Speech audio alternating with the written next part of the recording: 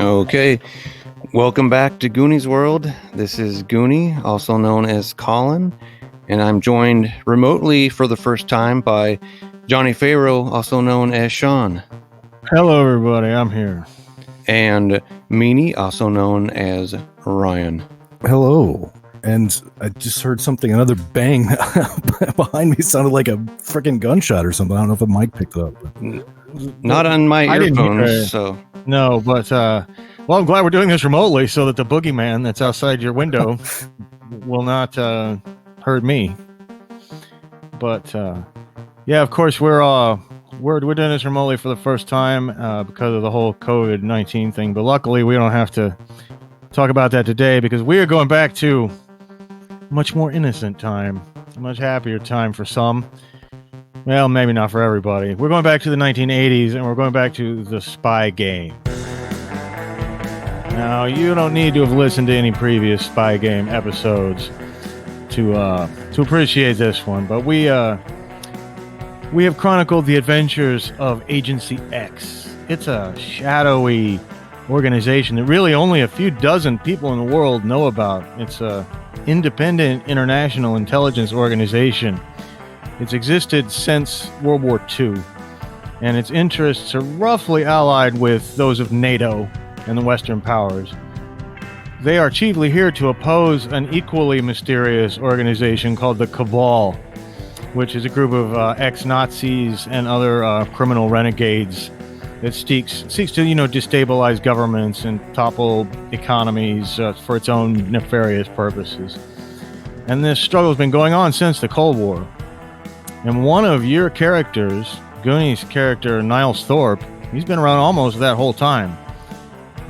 He's an older fellow now, but he was a wild super spy back in the 60s, back in his day. He has since been given a partner in the agency, a brash young newcomer from New Jersey named Vinny Rigatoni, who Ryan is playing. And they've already had one adventure together in which they saved the whales, is basically what it boils down to. But they also dealt with some ex-Nazis, a woman named Anna Alexandra, so-called Ice Lady, and so they have some experience in that quarter, and maybe that's why they're being brought back together for another mission.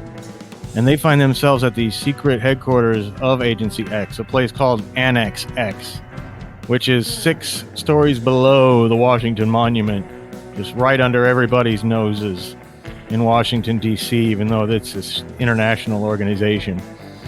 And you're called into the office of Section Director Alexander Keene, who you've met before, and he's a very old man. He's even older than Niles, but he has a baby face with watery blue eyes. It's very disconcerting to look at him. He must be a Navy man because in his office he has model ships, up on shelves behind him, and he has a desk covered with dozens of phones of all different colors. And you both arrive at more or less the same time, and he gestures for you to come in and sit down in these big leather chairs. He starts loading up his pipe with that Cavendish tobacco, and you gestures for you all to smoke. Greetings. Good to see both of you together again. How are you? How are you both? I'm fine, thank you. Yeah, that's good to hear. You're doing pretty good. Doing pretty good. Ronnie, it's been a long time since I've seen you. Who you talking to? Ronnie Ravioli is your name. I think you got me mixed up with some other person or something. My name is Vinny Rigatoni. Yes. Okay. Noodles. I'm just going to call you Noodles from now on. Niles, I certainly hope this is an example of your famously wacky sense of humor. Well, it's just names. I remember faces. That's what matters. Well, it's your experience is why we need you here today, and once again, we feel it would be best to partner you up with Vinny, due to his his younger physique, his quicker reflexes, so on and so forth, and it's, again, he hasn't had enough of your wisdom yet. Last time you were able to impart some of that to him, I believe you guys shared many experiences, including one Miss Charity Pinch. Well, we shared her, all right, yes. Yes, but at any rate, How have you been keeping? How'd the mission go at the Shady Palms home down in Miami? I think they're all Nazis, but I don't know. It was rather boring for me. You know, I'm still a man of action, even though I'm older. I still like to get out there and fight and shoot and all that. And it was... Oh, no one, believe me, nobody doubts that you like that.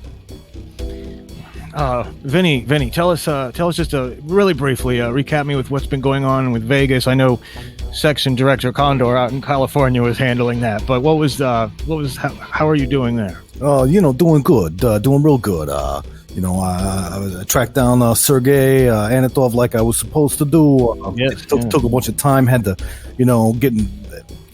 jump out of a helicopter and rappel down the side of a building to get into. I saw that in the file. I jumped off the roof of the old folks' home. It was very exciting. That sounds like trying to off yourself there or something, Niles? No, I just wanted to let you know I've been in action as well. Maybe not probably jumping out of helicopters, but probably probably a cannonball into the pool at the old folks' home, jumping off the roof. How was the ladies at the old folks' home there, Niles? Oh, that's for me to know, and maybe I'll tell you later. Someday you'll find out in about 40 years. Well, at any rate, says Alexander King, we need you back together for a mission in Macau, of all places. Now, we'll get to that in a moment. Macau, yes, it's near Hong Kong. Well, it's near Hong Kong. It's a Portuguese colony with a very strange legal status. Currently being tolerated by the Chinese communists, similar to the way Hong Kong is. But Macau is a very lawless place right now. You know, the Portuguese tried to give it to China, and China would not take it for various political reasons. And so it's essentially a lawless place. There's complete freedom of import and export. There's no exchange rates. It's the hub of illegal gold trading and diamond trading and the opium trade throughout the East. And it's the perfect place for an illegal auction that you two will be attending. Now, I don't know if you're familiar with a South African art dealer called Diamondface. This is his legal name. However, ironically, the man has been forced to wear a mask made completely of diamonds after a terrible mining accident at a diamond mine in his youth. He every year hosts this art auction that brings various villainous people from around the world together to indulge themselves in sinful acts and bid on stolen art. And when I say stolen, the vast majority of it was stolen by Nazis. It is probably mostly ex-Nazis at these gatherings. That being said, there are many other criminals, including some connections with Vegas interests and Chicago American crime syndicate interests. But even from deep within the communist bloc, arch criminals attend this auction every year. Now, of course, we've known about its existence for decades, and I imagine that some of you have seen the file. But Diamondface took over this operation very ruthlessly some years ago. Now, we want you to go to this auction because Diamondface is known to carry with him at all times a computer disk. And of course, this is the 80s. We're talking about like a big 7-inch, huge floppy computer disk. Probably 5 1/4 maybe, or 5 1/4. Yeah, that's Diamondface is kind of an arch badass. So he's got the smallest disc that they can have. So let's call it 5 1/4. And but this disc contains, for the auction to function as it should, a great many Swiss bank accounts linked to code names. This would be an invaluable thing for us to have. Just a vital piece of intelligence. That's chiefly your mission. However, we need to get you into this criminal art auction. You will need to come up with some convincing cover stories. We will provide backstory criminal records to back things up if that should prove necessary. Paperwork, arrest records, so on and so forth. But you'll need to come up with some convincing criminal personalities. We're going I'm sorry. I was just gonna say I'm a little too young to be a Nazi. Probably. I don't think they're gonna buy that. So I gotta come up with something else. Well, that's true, and of course, your previous characters that you've used before are already probably known to, the World Criminal Organization. So unfortunately, no more Boyben. But that's too bad. I love that guy. I'll give you some time to think about that. Of course, we will need that time to get paperwork together, which we'll have to do in the next 24 hours. We need you on a plane to Macau because the art auction is the day after tomorrow. You will need bait to get in, however. You need a painting. You need something to bring to the table. Otherwise, you're just anyone walking around. It would be very right to suspect you. Now, we have a double agent that we occasionally work with. The code name, you can just call him Cameron. If anyone questions you as you arrive at this auction, you mention Cameron's name, and it will be a boost to you, although you will have to rely on your own ingenuity and thinking on your feet. But this Cameron should get you in as a reference. We have a painting for you to bring. It is a lost painting. Have you ever heard of the artist Jacques-Louis David? He's a great French neoclassicist.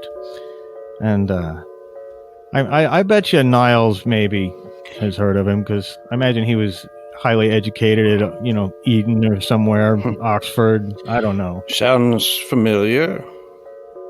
And hey, for all we know, though, hey, maybe Vinny's been to the museum in New Jersey. But no, flat the come on.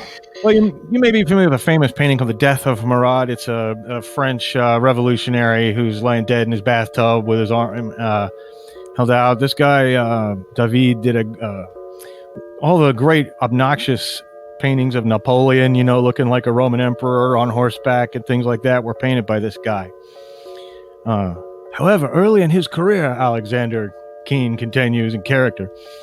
He painted a painting, La Dame Blonde, which of course is French for the blonde lady, and it was a nude, not a conventional choice for him. It was done very early in his career, they say, at the request of no other than the Duke of Lorraine, who is the brother of King Louis XVI of France, the last king of France, unfortunately, at least at that time.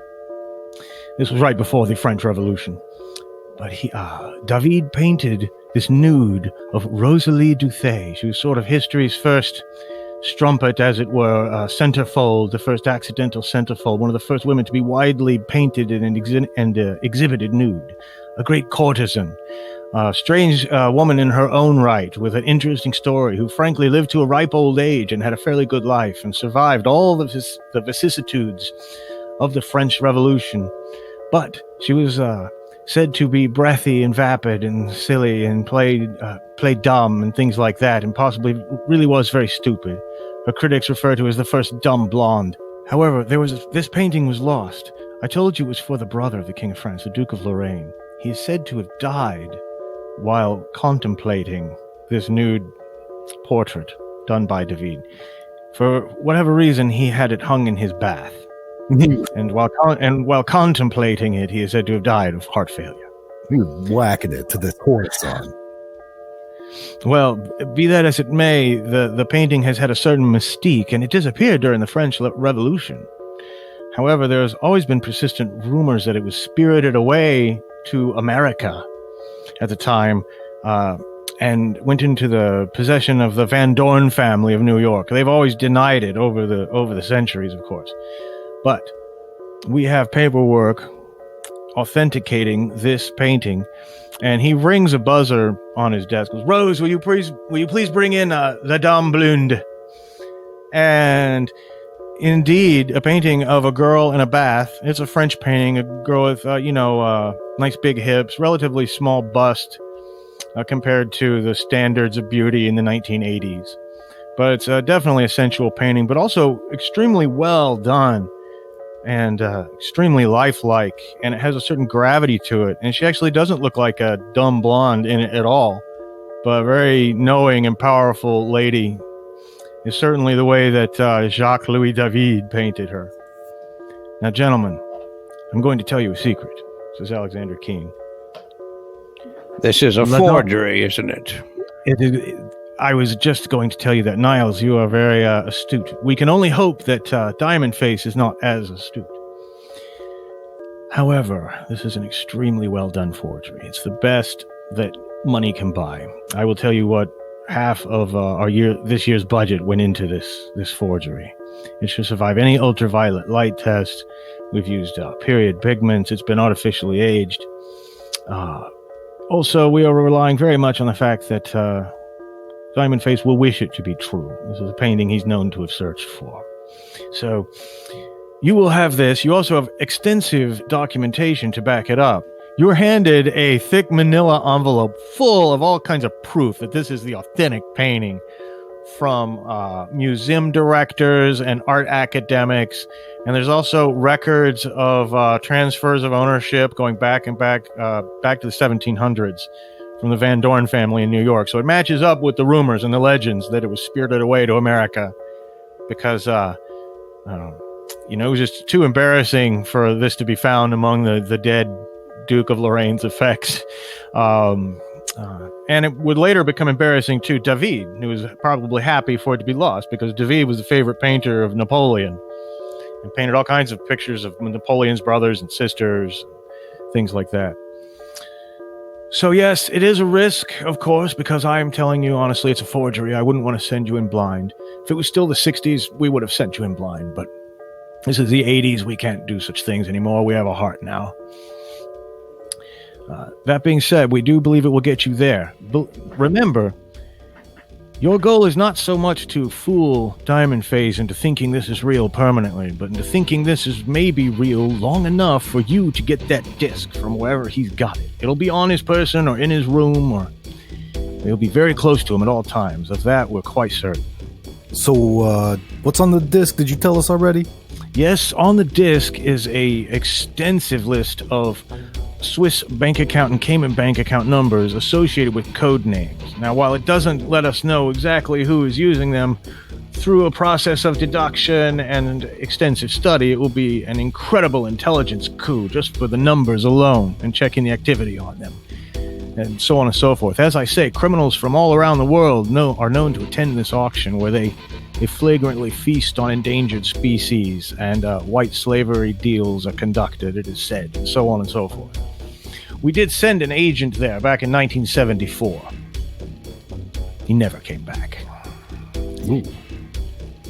So, I also have to tell you that I believe that Israeli intelligence may also be very interested in this art auction for a variety of reasons, since much of the art that will be auctioned there was stolen from Jews by Nazis.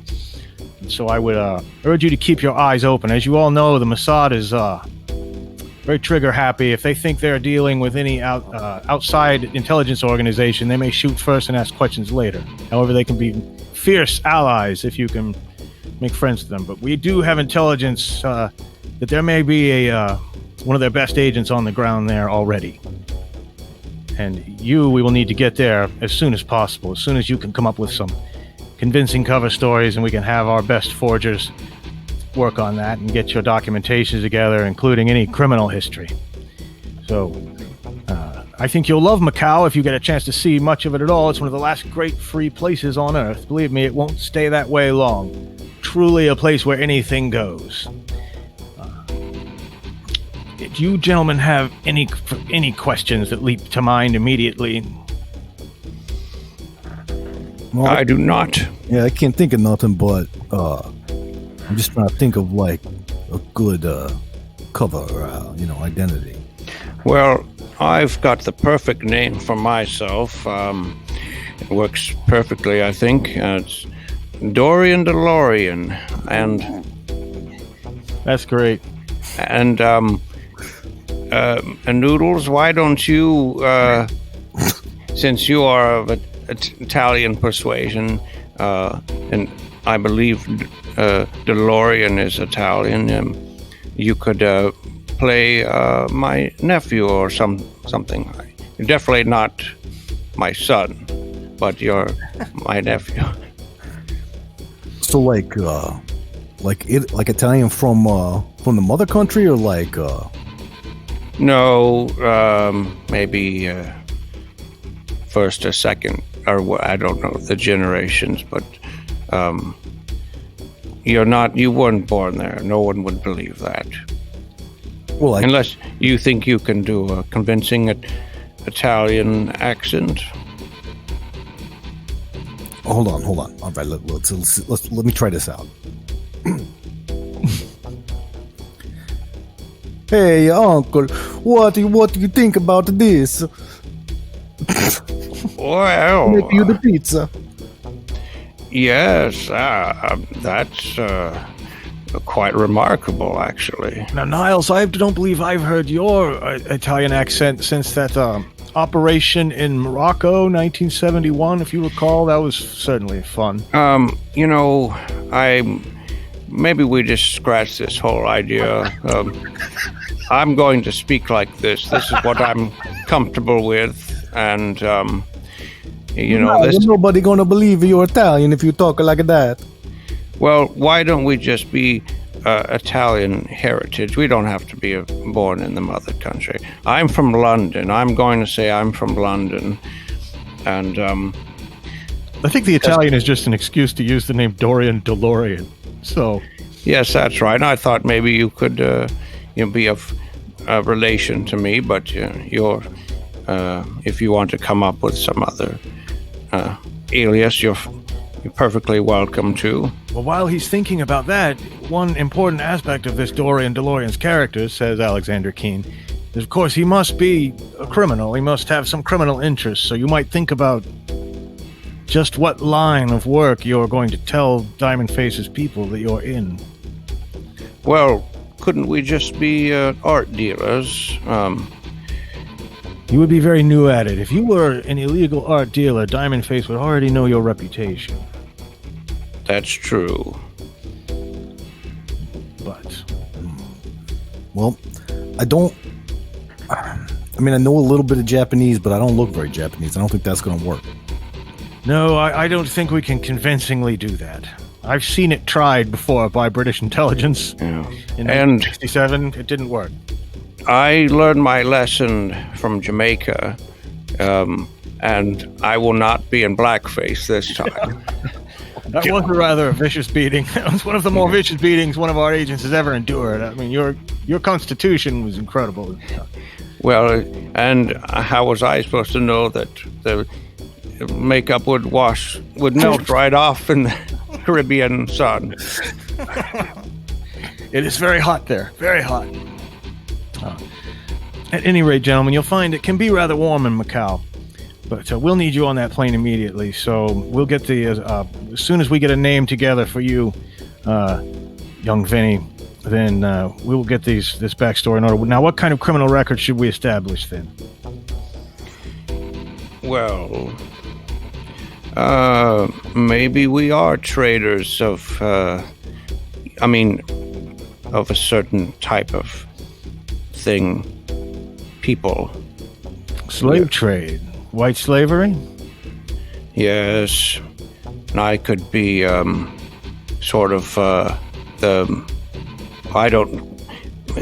Vinny is more like a pimp, I think. But, I could be some sort of overseer or something. Okay. Well, I could be like a French guy, who traffics in like human trafficking and stuff or something. I don't know. Did they do that over in France? I don't know. I imagine they do. Oh, they do it everywhere, unfortunately. Yes, well, we do have strong intelligence that, again, as I mentioned earlier, that slave deals go down here. You don't need to walk in with a line of slaves all, chained up behind you. These are hush-hush at the table while you're having drinks sort of deals with merchandise exchange later. It's as good a cover as any. Rather dark and sleazy, but then again, we work with what we've got. I think you should be maybe a French slave trader, and I'll be an underground pornographer, maybe. All right. Actually, that fits you for some reason. I don't know why. All right. So, and that's how we know each other, right? Because like I get you the people to work in my dirty films. Yeah. All right. And Vinny, have you thought of a name yet? Says Keen. Meanwhile, Rose is getting ready to write all this shit down and take it out and make your documents. Jean-Pierre Rousseau. Jean-Pierre Rousseau. Rousseau. It's got to be in the back of this throat. Yeah. Rousseau. Well, I was never good at languages and accents, which is why I've always, since 1974, I've been on the desk. But that was when I took that bullet. You were there in Majorca. You remember, Niles? We go way back here. Yes. You know, I've always wished I could encourage you to take a desk job here at NXX. You'd be invaluable in the classroom teaching youngsters. I hope you'll think about that. I've got too much fight left in me. Well, we hope you won't have to fight too much where you're going. As I say, Macau should be wide open. I'll encourage you to go ahead and take whatever equipment you think you'll need. And that being said, we'll just put you on an airplane without further notice after we get a few documents. We'll put a few minor arrests on there to add credibility to any stories, so on and so forth. And unless you have anything more to say to him, we segue straight back to your apartments for a quick shower and a quick pack of a bag. You will need formal wear. And quick jaunt to the airport and fly across the world to Macau, which is across the bay from Hong Kong in China. And it's a lot like Hong Kong, you know, a little enclave of foreign rule inside of China. And I don't know if Niles has ever been there, but I'm sure Vinny certainly hasn't. But this is... we didn't even know it was a place. The place, yeah. Well... So is this a place where, since it was a Portuguese colony, do they speak Portuguese or is... No, they speak Chinese mostly, but they also speak a lot of English, and they speak many languages here. Just like they use all countries' currency interchangeably. That's why it's a great place to come here and do illegal deals and so on and so forth. It is tolerated by communist China for whatever reason. And... but people talk about the Macau problem or the Macau question, and what are we going to do about this basic, you know, this great big lawless sort of city right here at this strategic point on the Pearl River, and all of that you can get from, you know, further mission briefings. But as you land in the air, you have to go to Hong Kong and land. Now, Hong Kong, I bet Niles has been to once or twice, but there's no time to stop and look up your old haunts and show Vinny all the wonders of Hong Kong that you could take him to. Oh, Hong Kong in the late 60s, what a time that was. But now it's the 80s, and Hong Kong is much more business-like. But you guys have to get on a great big ferry boat. It's a big old 3-story old-school steamship that takes you across this brown bay. The waters are all brown from the Pearl River that comes out.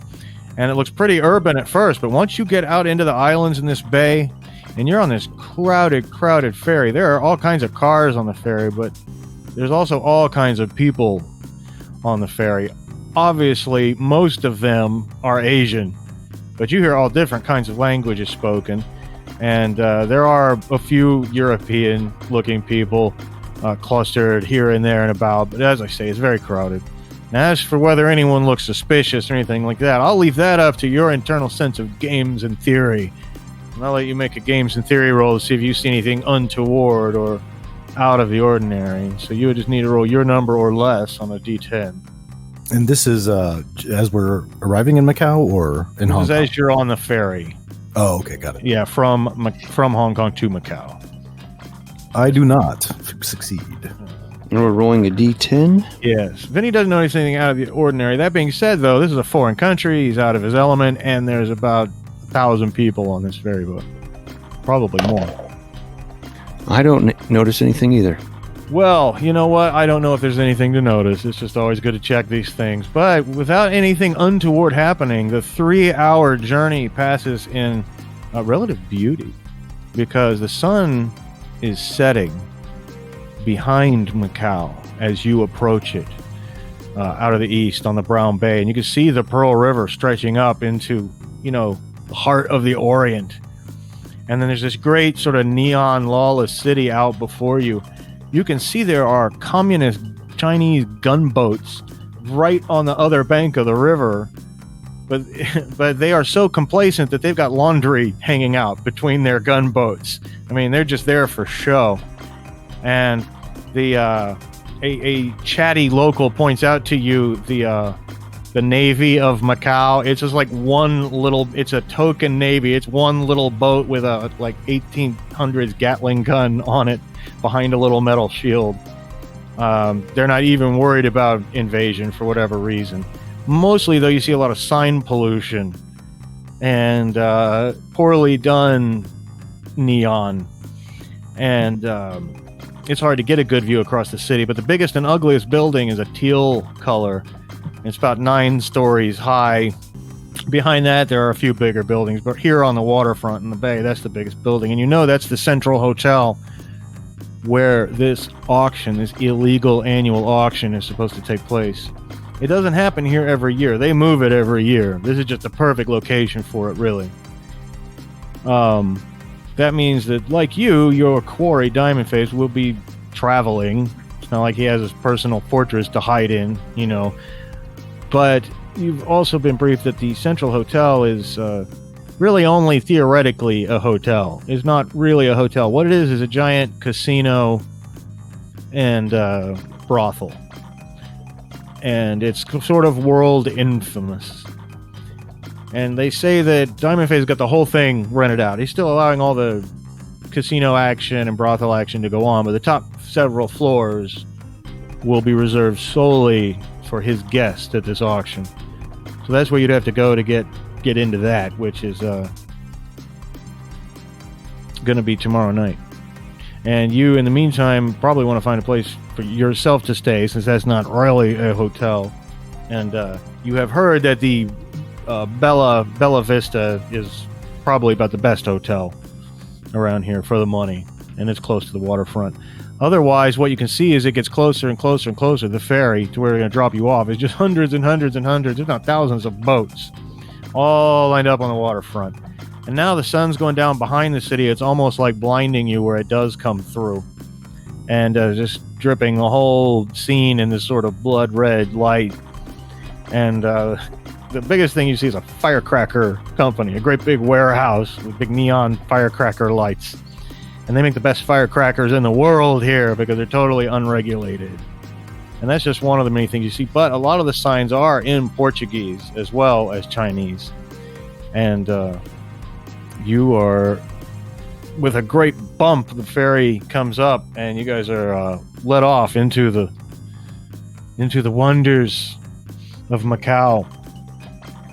And you guys can go ahead and, as you wander off the ferry, you can go ahead and make games and theory rolls again, because I know that you're careful agents and you keep a watch about you when you transition from one thing to another. But Vinny does not look happy, so I think he did not. I got right on mine.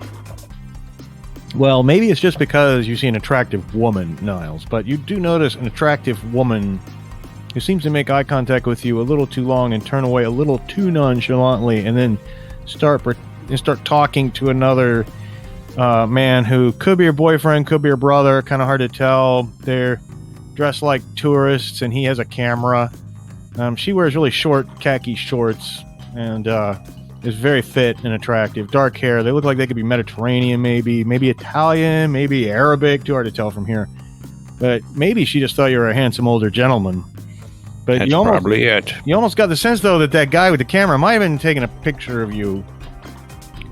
Yes. And you just turned around to notice the end of that. But while this is happening, everybody, including them, are all now walking off the boat. And Noodles, I'd like to get your attention. There was a woman who was staring right at me, and she's with a man who has a camera, and I don't know, maybe they were using this camera, so let's Maybe we should follow them. I'd like to see what's on that camera. I think perhaps you're being just a bit paranoid. Perhaps I saw nothing of like this, but we can follow them if you want. And I see we are already in character as Jean-Pierre Rousseau. So, Rousseau. Well, you notice you're professionals, and it becomes very clear to you that as you are they're behind you, right, as you guys are getting off the ferry. And so as you linger about waiting for them to go off somewhere, they too are lingering about. They're pointing at the architecture, and he's taking pictures of buildings. And in fact, there are lots of really cool buildings. But ironically, they don't look like, wondrous buildings of the Orient. They look like fading, decaying European mansions and townhouses, and they're all just crammed together along the waterfront. A lot of people are still living in them. They've been chopped up into an apartments. Their lower stories are markets and things like that. But this couple, they don't just hurry off anywhere for you to follow. They are lingering around, and it becomes a little awkward. I say, do we have cameras with us? Well, I don't think so, unless you would have said something about that beforehand. But it's not that hard to go buy a camera or anything else in Macau. You guys have, I imagine, like, not huge suitcases, but little overnight bags with you. Because you got to have your formal clothes and things like that for the auction. But I'm gonna go up to the couple. Well, and the second you start to do that, you can just see this oh shit look go over the girl's face. She masks it really well. But and then the guy plasters on a big toothy smile. And Vinny, do you follow Niles over to talk to this couple? Yeah. I'm just hello there. I noticed you were taking pictures. You must be tourists, and I thought maybe I could just help you out. And if you wanted a picture of yourselves, I can hold your camera and take a picture of you. Go ahead and make a psychosocial roll there, Mr. Niles Thorpe. As this girl, even though she's so dark complected, her eyes are like icy blue. It's a really arresting look. Not rolling so well, but you know what? We have luck points, don't we? You sure do. You have three luck points. Yeah, I'm going to spend that. I don't want to mess this up. And that time I got a 5, which passes. Meanwhile, Vinny, the guy, the big toothy guy, he's not really taking his eyes off you. And Vinny, you can just tell he looks at your shoulder, looks at your hip. He's trying to see if you're armed. He's getting a sense of you physically in case he has to fight you. You can just tell this guy's sizing you up. But the girl, in fact, let's not play games, shall we? We might be here for the same reason. We could be able to help each other. I hear the Bella Vista Hotel is very good.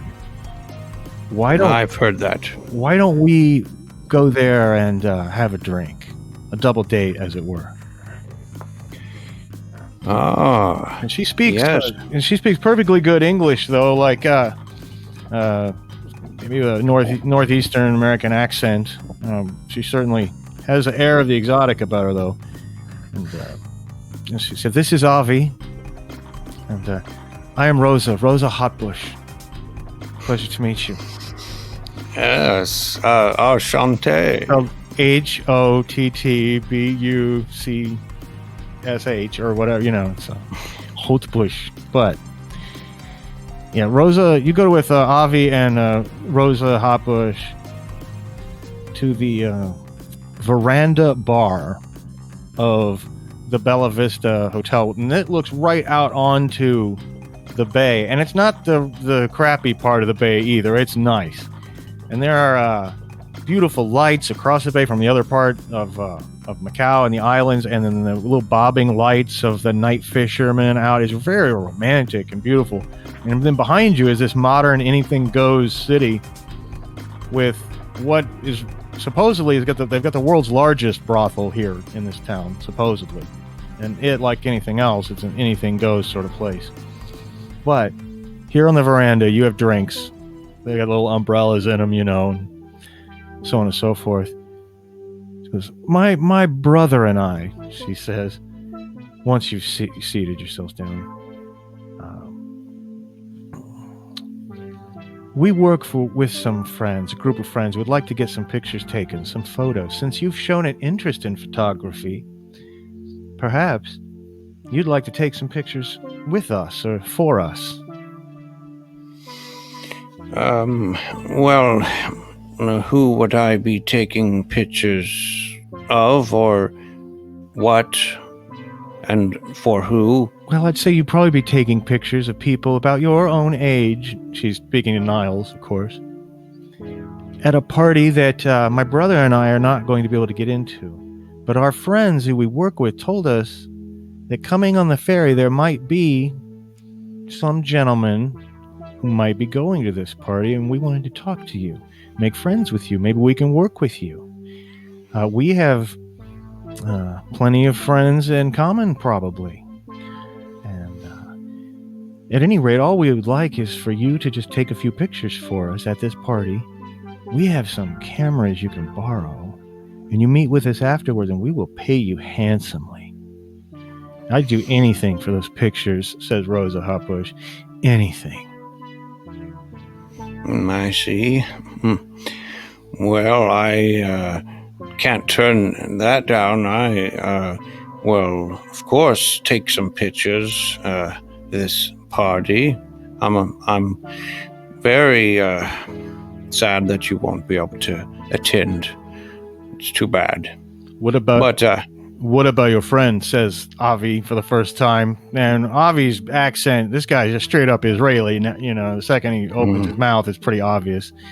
And if you hadn't thought of it already, you remember Alexander Keen's reference to the Mossad, Israeli intelligence, having some interest in this, and so on and so forth. Maybe who you're dealing with here. And he's speaking directly to Vinny. Yeah, he talks directly to you, but yeah. Vinny says, oh, désolé, monsieur, mon anglais est très mal, très mal. All right, play it that way, he says, but... I mean, I understand a some bit amount, but he's going. You have my friend take some photograph. Je ne crois c'est facile, he said. No, that'd be funny if he just started speaking French to you. But no, he. First of all, Avi looks like he's spoiling for a fight with somebody, But Rosa Habush, has a cooler head, and I would greatly appreciate it. But she's offering to pay you, so you don't know that she knows that you're agents of any kind. She just has intelligence that people who will be going to the party are coming off of that ferry, and she guessed that you're it. And okay. And she goes, and we Israeli girls, we can be so thankful to the people who help us. She says. She looks meaningfully at you both. And I see. And I'm sure most Israeli girls in real life are not like that, but hot spy ones are. Misogynistic 80s action thrillers.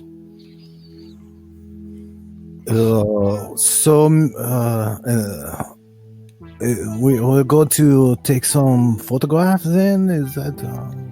Yes, Froggy boy. We're going to take some pictures. I know you understood what she said. Avi, the guy, looks around the room and he says, take a look here. And he puts his hand in his pocket and pulls out, and laying on his palm is a little, it looks like a button for jacket. He goes, this is the camera. Oh, this is not like, we've dealt with small cameras before, but this is very small. This is a prototype. Oh, yes. We want you to take a picture of everyone at the party who appears to be over the age of 40, to be on the safe side. Well, don't mind if there's a couple of young cuties in there as well that I happen to take a picture of. You don't have to take pictures to see young cuties, says Rosa. Well, but maybe I just can't help myself, and I'd like to, take a picture. It'll last longer. Very well. We'll meet you right here at this hotel the morning after the auction. That's tomorrow night, so I recommend you get well rested. Well, okay, yes, I do need my rest. I assume you've established your credentials there already? Yes, you are correct. Of course. Well, very good. I hope to see you again. Oh, I'm sure you will. Hot bush. So did he give the camera to Niles then? I take it? No, he actually gave it to you. Oh, he gave it to me. Okay. Yeah, because he was sitting across. Wow. He was sitting across from you, and he had it in his palm. Niles could take it if he wanted, but he handed it to Vinny. So describe this. It's like a little button. It's a little bit thicker than a button for a jacket, but it would go with any formal coat, any formal dinner jacket or anything like that. And how do you take a picture with it? Well, what you got to do, you realize you've got to squeeze it. You got to do a little bit of Okay. straighten your tie or adjust your flower or do some business. You got to be a little bit sneaky. And Shouldn't be too hard. yeah, anyway, he explained to you that it should be able to get about 30 pictures, but it's not going to be able to get any more than that. And this is cutting edge spy technology, man. This is just the next level stuff. Okay. I think I better hold on to that. Is that fine with me? You take.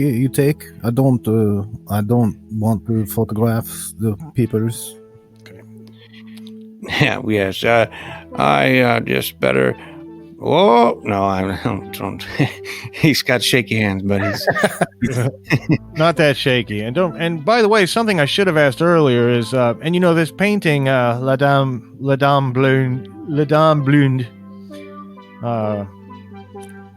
is not huge. It's enough that one of you guys could have it in your suitcase or overnight bag. Which one of you guys is actually carrying it in your bag? I think Niles would like to. I don't think Vinny would want to be responsible for that.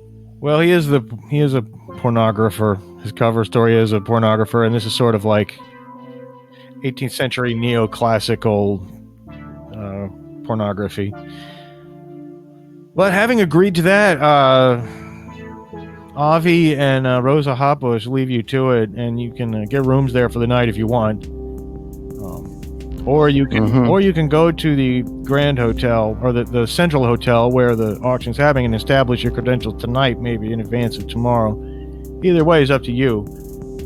You never know what kind of trouble you can get in walking across Macau. The triads run the place, of course. Triads are outlawed in Hong Kong, but here they're allowed to exist openly. What time is it? Well, it only just got dark, within the last hour, so for a young man, I'm sure it feels like the night is young in an exotic city. Well, a little jet lag, perhaps, but That's true, a little jet lag. And he's a professional, but tomorrow night is the big auction. But there will certainly be action happening at the I keep calling it the Grand Central Hotel. It's just called the Central Hotel, the big teal building where they'll be having this auction. That is not really a hotel, but a casino and brothel. Sometimes it's good just to get an early night's sleep at the beautiful Hotel Bella Vista, and a local girl who speaks very good English comes out, in fact, to the bar and recommends that you get a room on the veranda with a view of the bay. Sounds very nice, young lady. Set you up with a nice double room and with a good view of the bay. We take care of that for you. Yes. Very well. Will the gentleman wipe massage? Yes, I would, of course. Thank you. And the young gentleman would wipe massage?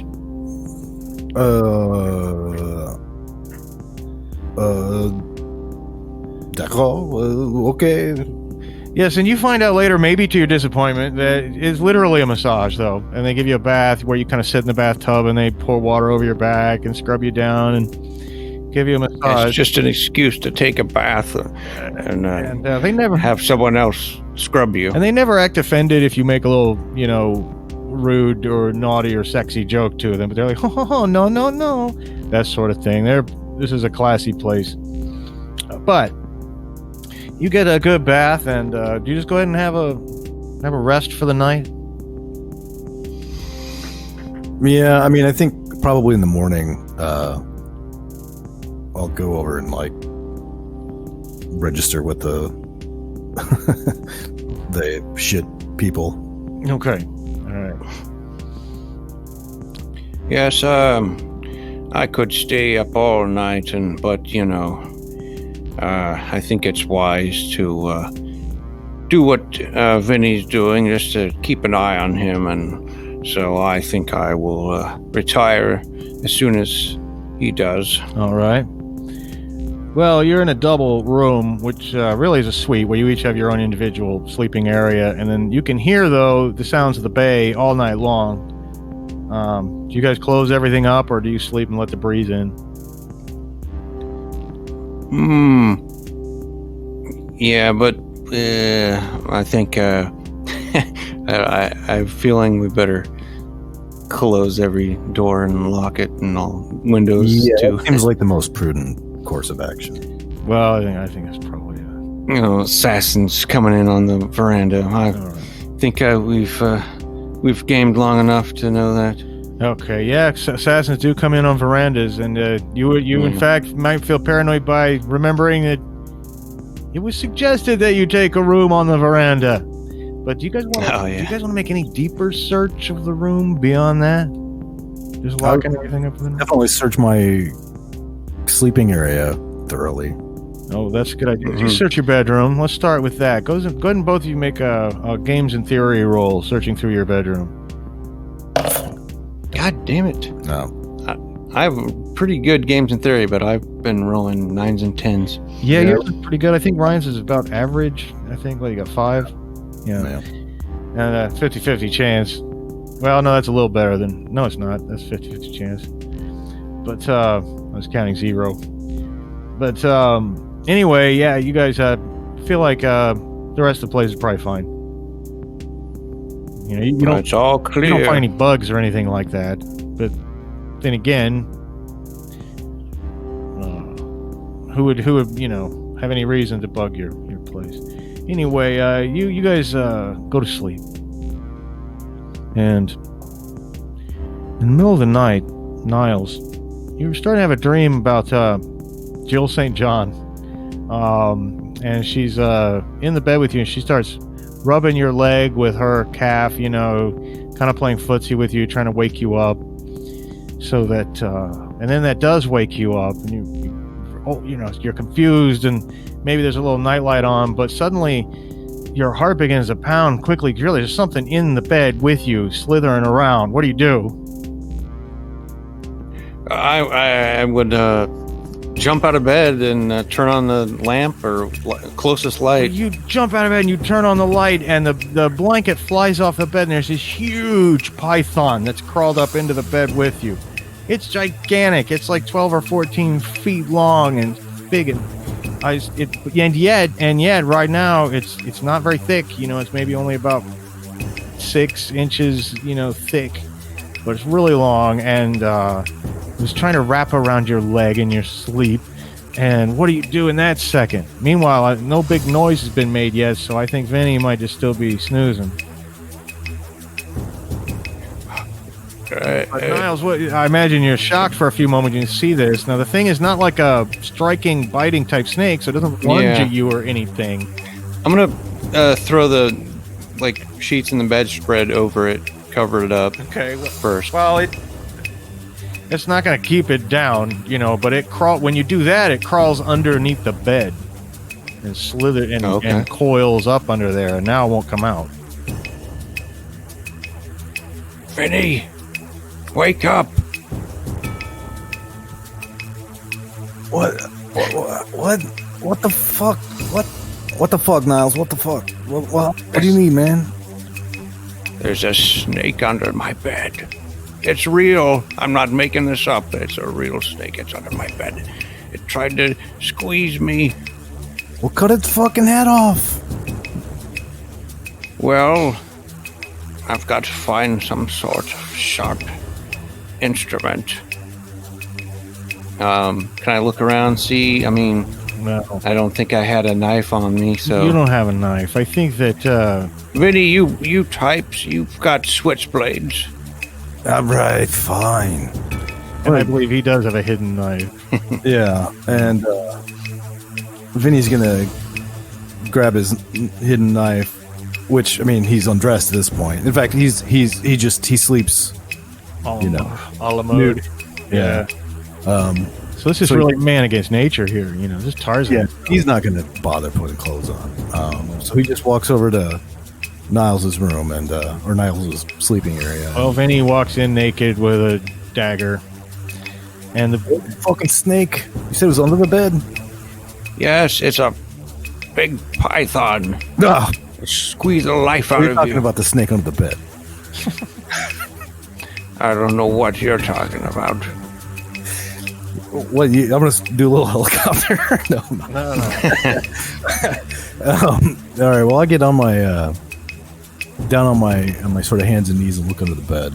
oh yeah, there's a big old snake under there, and you feel that, you know, deep in your soul, creepy revulsion you get when you see a snake, unless you're just happen to be a snake lover. You know, there's some deep mammalian hatred for the reptile, and yet right now it's not gonna, you know those things aren't strikers, they're ambushers, and you think it might leave you alone, but certainly you can't go back to sleep in here.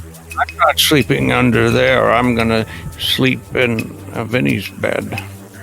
But put some clothes on, for God's sake.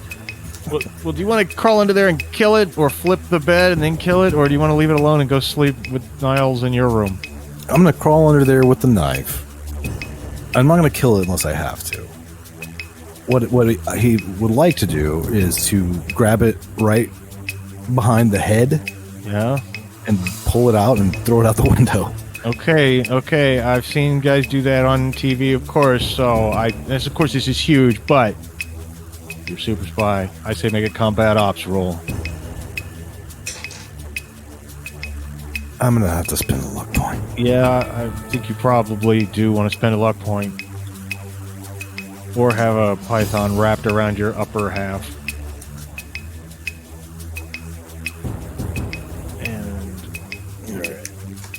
And with a quick grab, All right, well I got it that time. with a flick of the wrist, you grab the thing behind his neck, and it's a strong snake, man, and it wrestles with you and flips its tail all around and smacks you. You get it to the veranda, open the door, and pitch it out into the water below.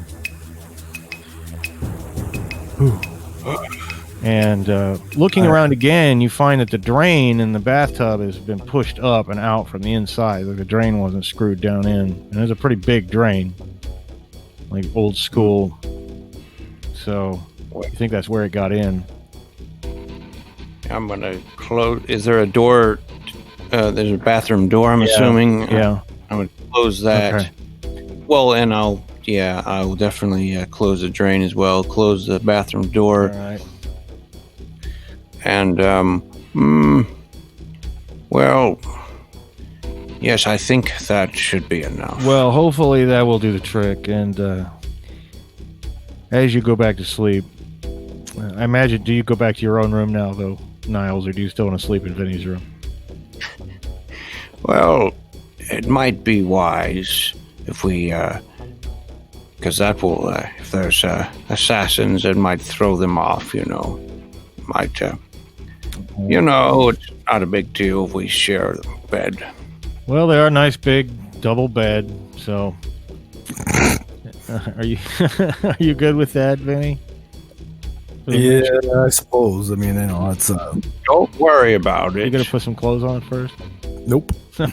Well, Niles, you just had to deal with that. Well, I'm putting some pillows in between. There you go, a line of pillows down the center of the. I ain't gonna stop this. So I'm going to stop the python. Well, the rest of the night passes with only a few awkward incidents throughout the night, just by accidental moving around. I heard that shot. Gunfire.